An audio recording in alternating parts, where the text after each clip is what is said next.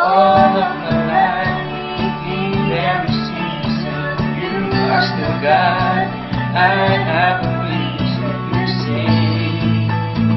I have a reason to worship. All of my life, in every season, you are still God. I have a reason to sing. I have a reason to worship. All of my life, in every season, you are still God. I have a reason to sing. I have a reason to worship. I will bring praise, I will bring praise. No weapon formed against me shall remain. I will rejoice, I will declare, God is coming to me and He is here.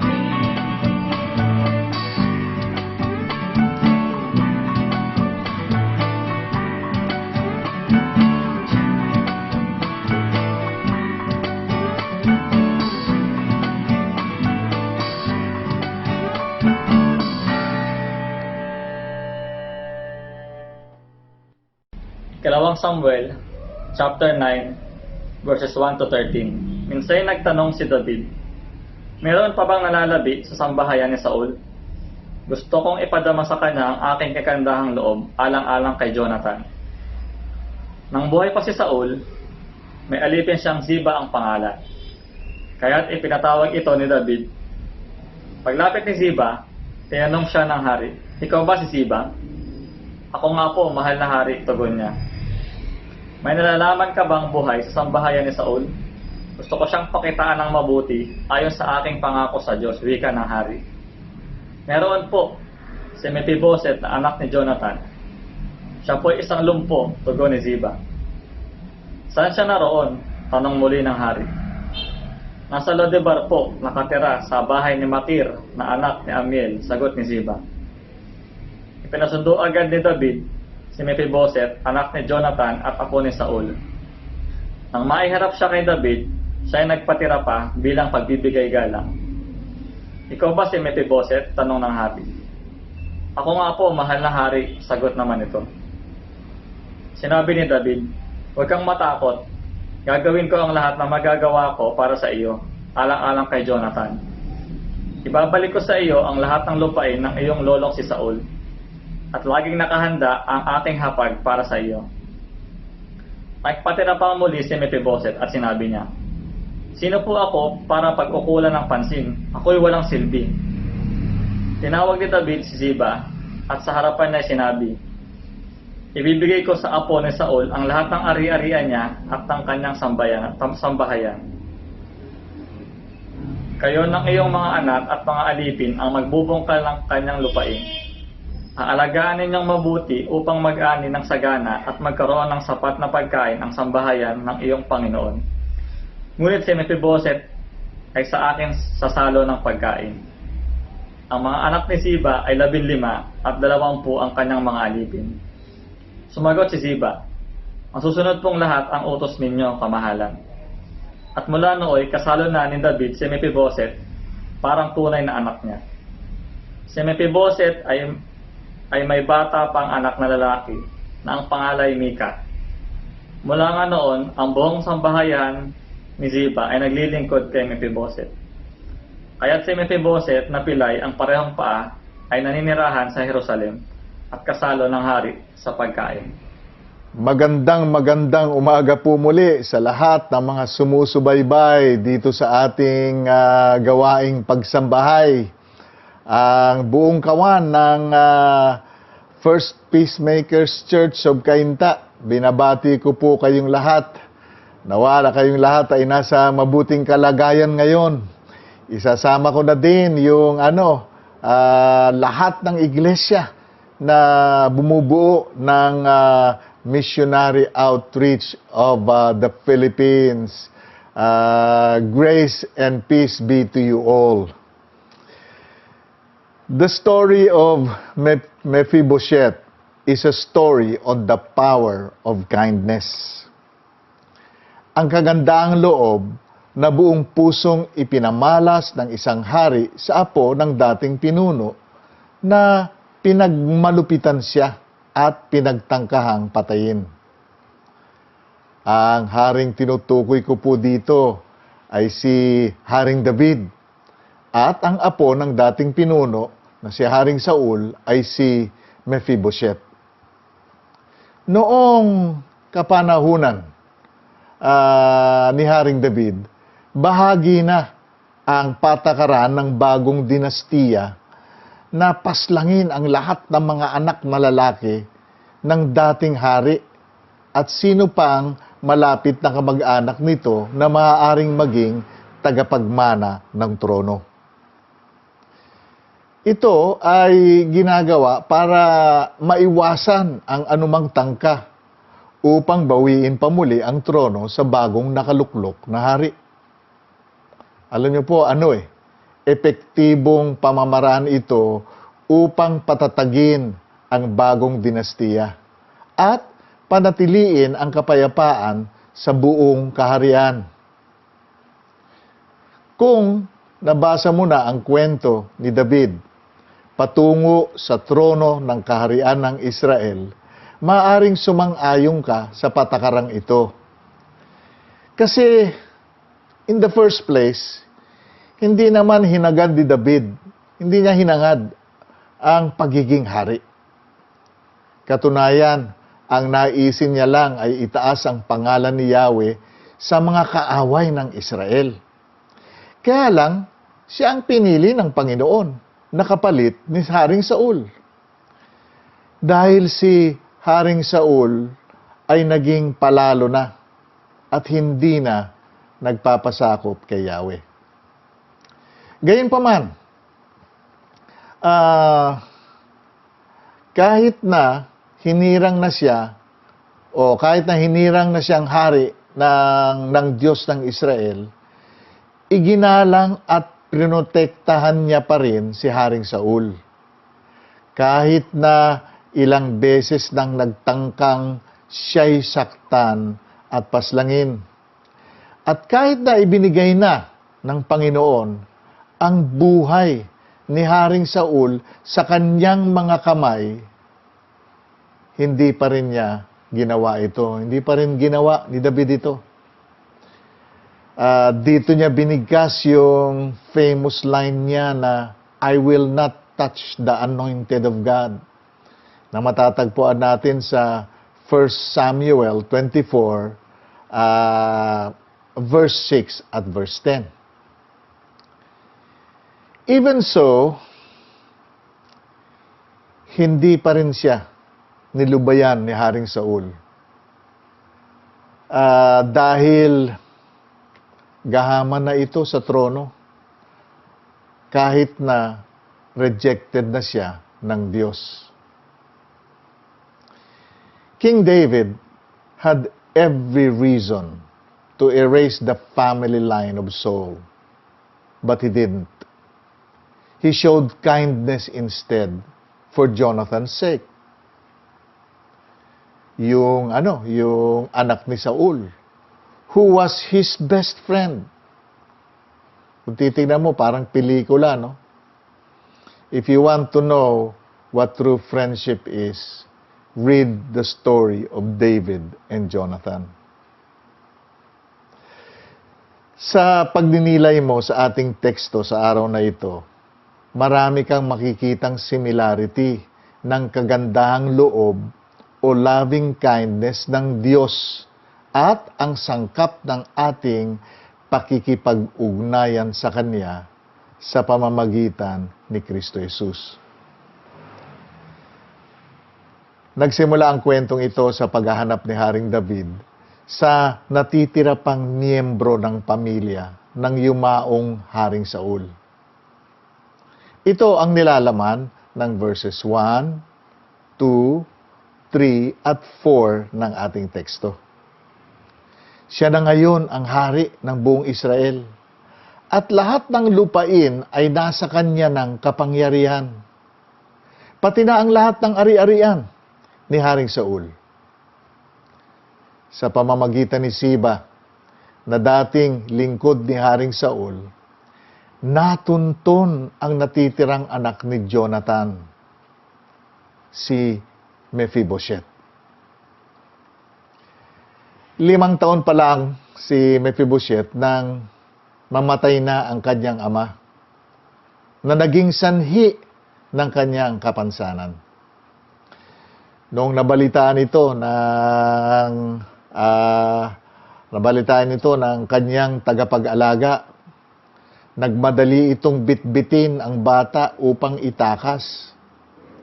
Sa sawing palad, nabitawan niya si Mephibosheth, at ito ang naging dahilan ng kanyang pagkalumpo. Sa panahong ipinahanap siya ni Haring David, siya ay 21 years old na. Kung pag-iisipan mo, ang desire ni Haring David na hanapin si Mephibosheth ay isang larawan din ng kagandahang loob o kindness ng Panginoon. Kasi, kung tutuusin, hinanap niya rin tayo. Ang Diyos ang unang kumilos upang tayo ay mahikayat ng kanyang pag-ibig. Kanyang pag-ibig at kabutihan sa pamamagitan ni Kristo Jesus. May mababasa tayo sa Old Testament tungkol dito. Sa Jeremiah 31 verse 3 sa NIV, ganito ang pagkasabi: The Lord appeared to us in the past, saying, I have loved you with an everlasting love. I have drawn you with my loving kindness. Bagamat ang mensaheng ito ay para sa mga hinirang ng Diyos na ang bansa ng Israel, pero ang application nito para sa atin pa din hanggang ngayon. Nais ko pang idagdag dito ang sinabi ng isang kilalang evangelist tungkol sa passage na ito. And this is what he said, and I quote, We talk about finding the Lord, but in reality, He found us. And when He found us, He sent the Holy Spirit to fetch us. Yun talaga ang nangyari.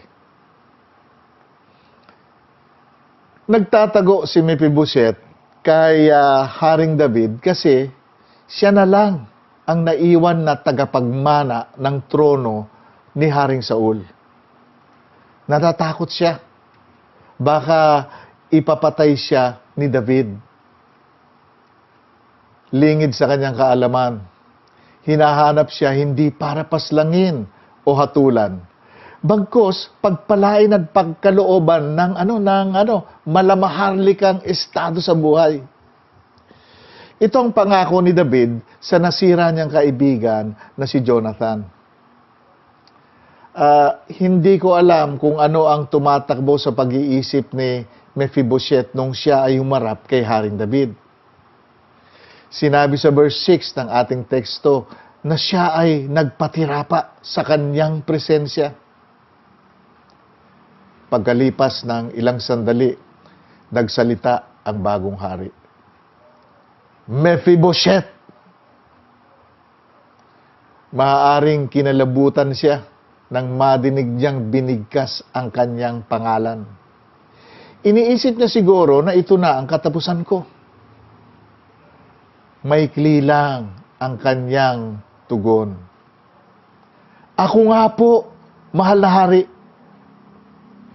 Alam niyo, titiyakin ko sa inyo na ang kanyang mga pananalitang ito ay balot ng takot at pangamba. Pero ibang-iba ang nangyari sa inaasahan niyang masaklap na pagtatapos ng kanyang buhay. Yung first 3 words pa lang ni Haring David, nagliwanag na ang kanyang mundo. Sabi ni David, Do not fear. Huwag kang matakot. Do not fear. Huwag kang matakot. Ilang beses na ba natin nadinig ang mga salitang ito na ibinulong ng banal na Espiritu sa panahon ng kagipitan, kapighatian, at kawalang pag-asa na ating hinarap sa buhay. Hanggang ngayon, nagbibigay ng kapanatagan at kaginhawaan sa ating puso ang mga katagang ito na binigkas din ng Panginoon sa kanyang mga hinirang. Ang personal favorite ko tungkol dito ay yung Isaiah 41 verse 13 sa NIV. Ganito ang pagkasalin niya. For I am the Lord your God who takes hold of your right hand and says to you, do not fear. I will help you. Ganda, no? Ito yung buong tugon ni Haring David kay Mephibosheth na mababasa natin sa verse 7. Babasahin ko sa New King James Version. Ito yung sinabi ni David kay Mephibosheth. Do not fear, for I will show you kindness for Jonathan, your father's sake. And I will restore you, and I will restore to you all the land of Saul, your grandfather. And you shall eat bread at my table continually. Para maintindihan natin ang significance ng mga words na ito kay Mephibosheth, kailangan suriin natin ang kanyang tunay na kalagayan. Binigay na niya ang buod nito sa verse 8. Tugon niya kay Haring David, sino po ako para pag-ukulan ng pansin? Ako'y walang silbi. Sa New King James Version, what is your servant that you should look upon such a dead dog as I? Nakita na ba kayo ng patay na aso? Wala lang Wala nang silbi. Kaya tingnan mo yung mga words niya, walang silbi. A dead dog such as I. Hindi nalalapit sa katotohanan ang description na ito sa kanyang kalagayan sa buhay. Katunayan, yung pangalan niya na lang, ang ibig sabihin po nito ay out of the mouth of shame. Out of the mouth of shame. Nanggaling sa bibig ng kahihiyan.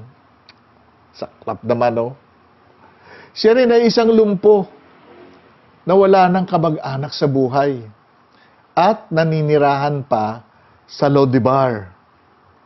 Alam niyo po, yung Lodebar, isang ilang ito sa Gilead. Nang ibig sabihin ay no pasture, no word, no communication. Ang mapait na katotohanan pa nito, apo siya ng dating hari na nagpahirap sa buhay ni David, ang bagong hari. Sa totoo lang, accurate yung sinabi niyang larawan ng kanyang sarili. Walang silbi. Sa pag-iisip ni Mephibosheth, ang pagtanggap ng natatanging pabor at biyaya kay Haring David sa isang walang silbing nilalang na tulad niya ay imposibleng mangyari. Ngunit ito ay nangyari.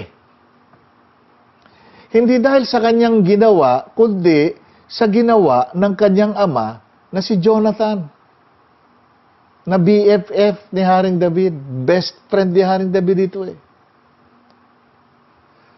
What a picture of God's grace. What a picture of God's grace.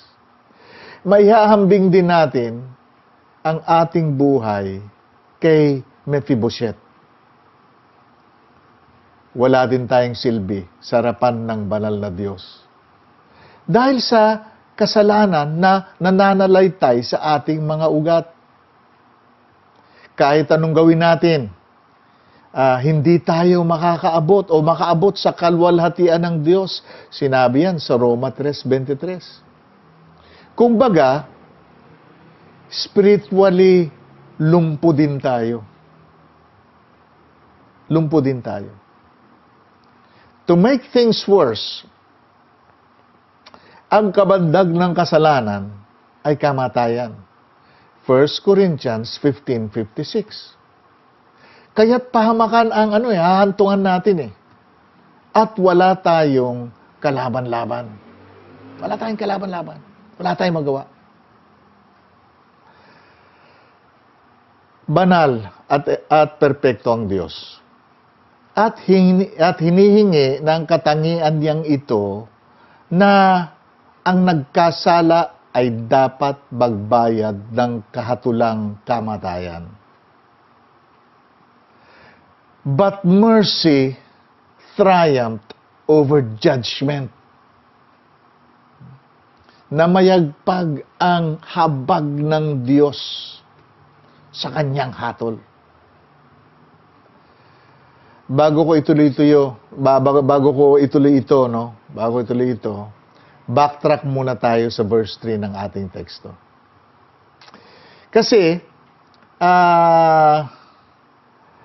malaki ang kinalaman nito sa mga susunod na sasabihin ko. Sa verse 3, itinanong ni Haring David, gagamitin ko yung King James Version, is there not still someone of the house of Saul to whom I may show the kindness of God? Tingnan niyo yung terminong ginamit, kindness of God. Meron pa bang natitirang, kabag-anak ni Saul na mapapakita ko yung kabutihan ng Diyos, the kindness of God. Alam niyo ang terminong kindness of God sa verse na ito ay translated sa Hebrew na kesed o kesed. Kesed is extravagant love. It has been translated as loving kindness, mercy, steadfast love, compassion, loyalty, goodness, great kindness, and favor. Tingnan, pinagsama-sama lahat. Ito yung kesed, grace din yan eh. Naghari ang kesed ng Ama sa kanyang judgment. Kaya't ibinigay niya ang kanyang bugtong na anak na buong pusong tinanggap ang tungkuling mamatay sa krus ng Kalbaryo upang mabayaran ang ating mga kasalanan once and for all. At dahil dito, hindi lamang tayo nalinis sa ating mga kasalanan. Binigyan niya pa tayo ng pagkakataong lalo pang maranasan ang kanyang kesed sa ating pakikipag-isa kay Kristo Jesus. Hallelujah! Hallelujah! Ang sabi sa John, John chapter 1, verse 16, sa English Standard Version, for from His fullness we have received grace upon grace. For from His fullness we have received grace upon grace. Sa mabuting balita, ganito yung pagka-translate niya. Dahil siya'y puspos ng pag-ibig, naranasan natin ang masaganang kagandahang loob ng Diyos. You are already blessed beyond measure. There is no reason for you to feel sorry for yourself. Blessed ka na eh. Blessed beyond measure. Balikan natin si Mephibosheth. isa sa tinanggap niyang blessing na hindi niya karapat-dapat na tanggapin ay yung sinabi ni David na, "You shall eat bread at my table continually." Mababasa natin yan sa verse 7. "You shall eat bread at my table continually." Sa lugar at kapanahunan ni Haring David, ang pag-anyaya sa pagkainan ay isang imbitasyon na binubuksan ng host ang fellowship at respeto ng kanyang sambahayan sa tagapagtanggap ng imbitasyon. Talagang pagka inanyayahan ka kumain, itinuturing ka ng pamilya. At dahil ang mandato ni David kay Mephibosheth ay tuloy-tuloy na pagsama sa pagkainan ng hari, ibig sabihin nito ay itinuturing na niyang anak si Mephibosheth. Yun ganun katindi yun eh. Ito ang pinakamahalagang blessing ni David sa apo ni Haring Saul na nagpahirap sa kanyang buhay. No? Nagpahirap sa kanyang buhay. Kaya mo talagang Mephibosheth does not deserve this special favor. And yet he received it. Pero alam nyo, hindi pa dito nagtapos ang kwentong ito. Sometime in the future, siniraan ni Ziba si Mephibosheth kay Haring David na naging sanhi ng pagkawala ng lahat ng ari-arian niya at inilipat ito kay Siba dahil napaniwala niya si David. Ngunit nang magtagpo muli si Mephibosheth at David, napasinungalingan niya lahat ang paninira na pinahayag tungkol sa kanya. At dahil dito, nagpasya si David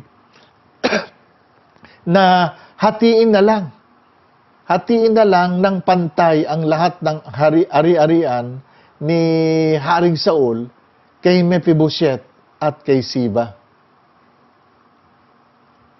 Pero alam niyo kung ano nangyari? Tinanggihan ito ni Mephibosheth.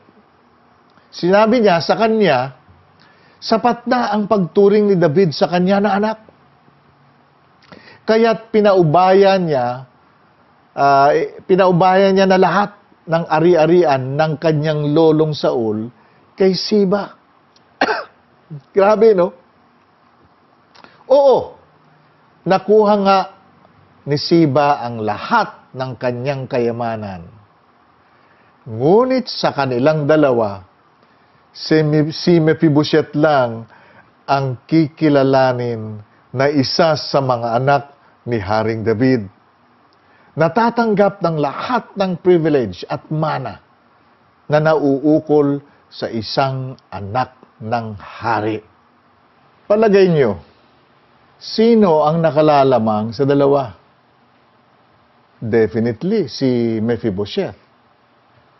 Walang kayamanan sa mundong ito na tutumbas sa natanggap mong karapatan nung ikaw ay nakipag-isa kay Kristo Jesus. Sinabi sa John 1:12, subalit ang lahat ng tumanggap at sumampalataya sa Kanya ay binigyan niya ng karapatang maging mga anak ng Diyos. Sa Kanyang pakikitungo kay Mephibosheth, inilarawan ni Haring David ang loving kindness o yung kesed ng Panginoon. Pinagpala si Mephibosheth hindi dahil sa kanyang ginawa, kundi dahil sa katapatan ni David sa kanilang tipan ni Jonathan. Gayon din ang lahat ng mananampalataya, sila ay pinagpala din. Hindi dahil sa kanilang mga gawa, na matatagpuan natin yan sa Ephesians chapter 2, verse 8 and 9. Bagkus sa pagiging tapat ng Ama sa bagong tipan. Jeremiah 31 to 34. Sa bagong tipan at ang Ebanghelyo, mga pangako ng Ebanghelyo. Sa pagtatapos ng mensaheng ito,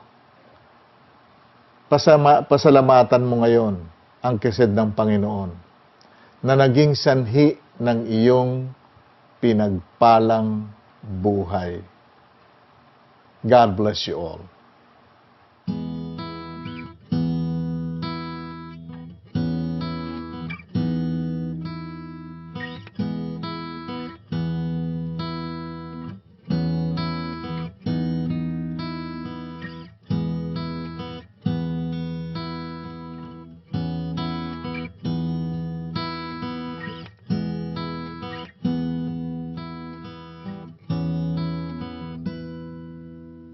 O Diyos, sa iyong lahat ng pagsambat, luwalhati, maging ang pinakamainam kong awit ay aawitin sa iyo. O Diyos, ang aking isipan ay pagharian mo, at sa aking puso ay hindi na maglaho, tanging pag-ibig sa'yo. Ano pa ba ang maihahandog ko, liban sa buhay kong nanggaling sa'yo? Kung ano man sa sandaling ito'y tangan, at mga bagay na tinuring kong yaman, ito'y hindi pa rin sapat sa alay na nararapat sa'yo.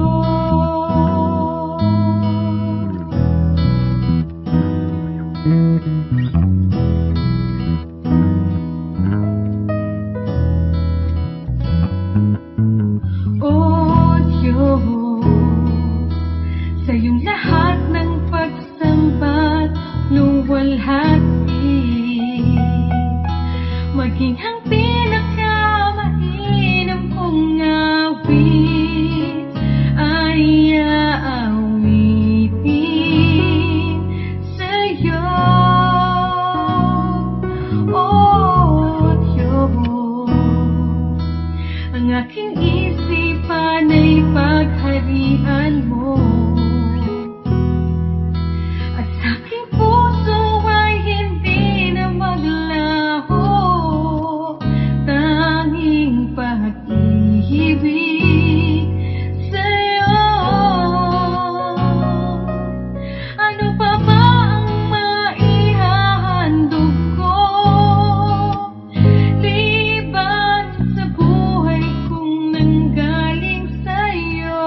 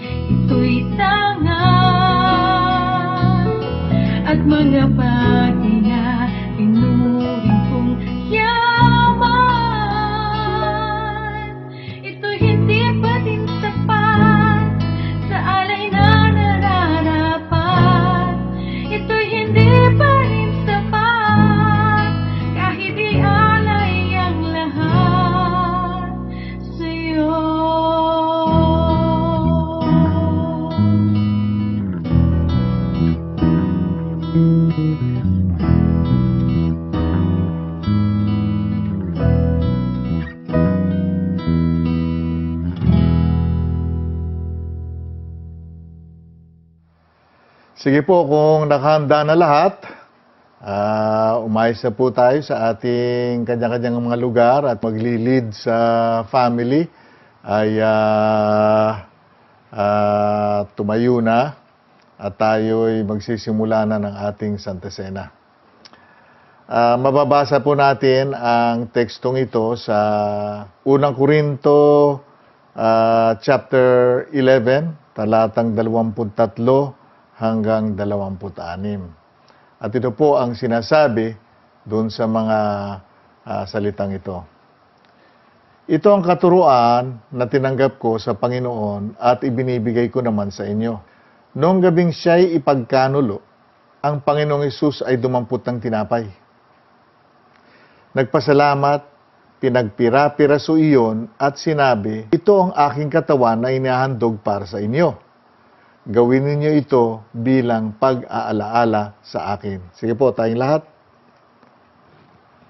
Tapos distribute po natin upang makakain ng lahat.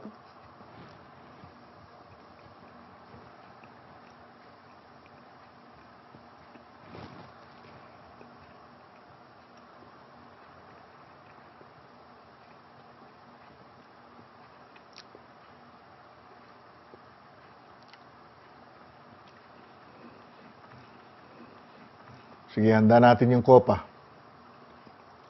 Matapos maghapunan, dumampot din siya ng kopa at sinabi, ang kopang ito ay ang bagong tipan ng Diyos na pinagtibay ng aking dugo. Tuwing iinumin ninyo ito, gawin ninyo bilang pag-aalaala sa akin. Sapagkat tuwing kakain kayo ng tinapay na ito at iinom sa kopang ito, ipinapahayag ninyo ang kamatayan ng Panginoon hanggang sa kanyang muling pagparito. Tayo pong lahat.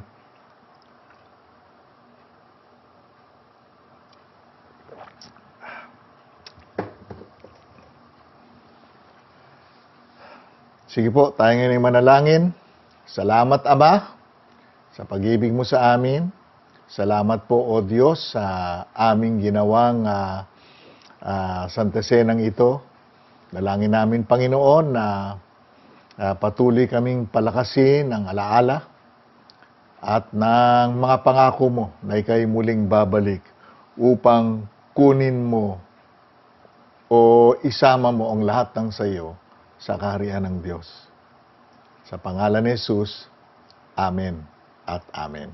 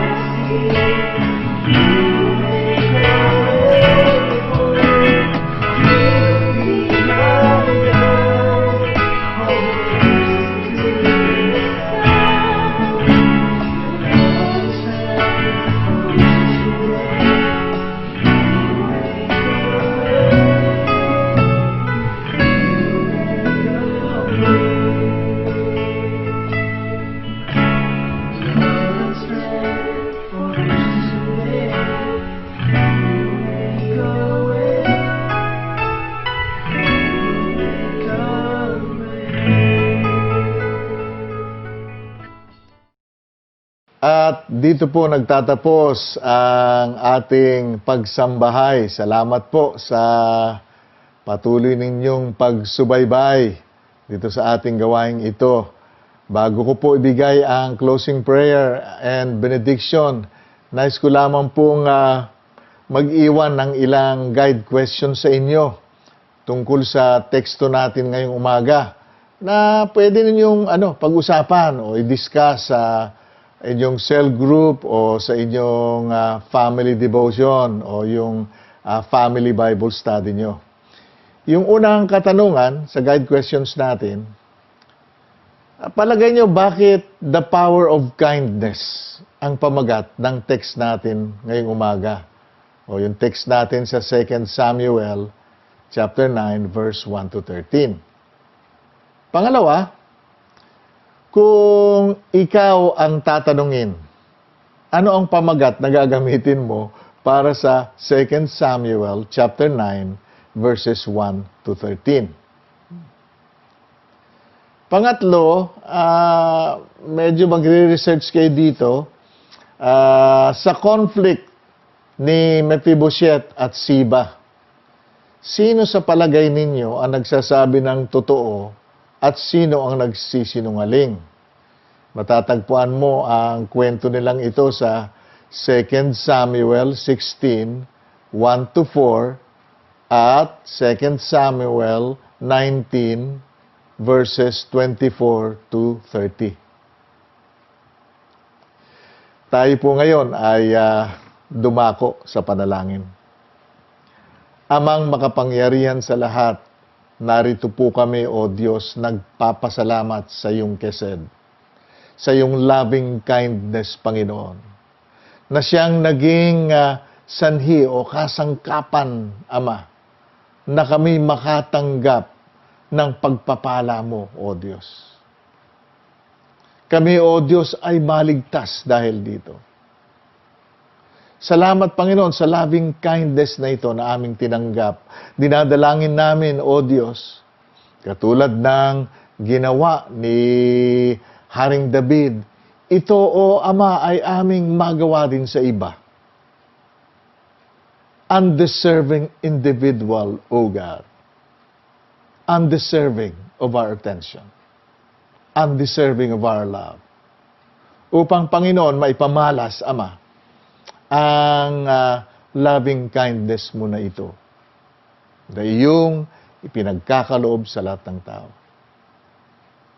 Ama, lumalapit kami muli, tinatas namin ang First Peacemakers Church of Cainta.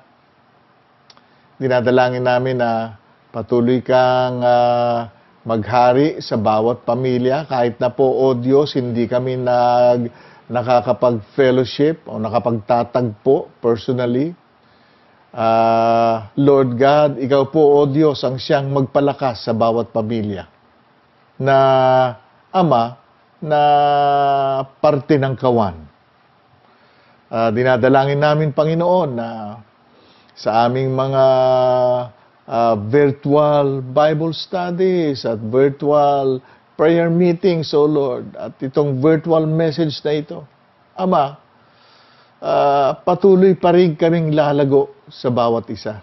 Lalago kami, O Panginoon, sa pagkakilala namin sa iyo.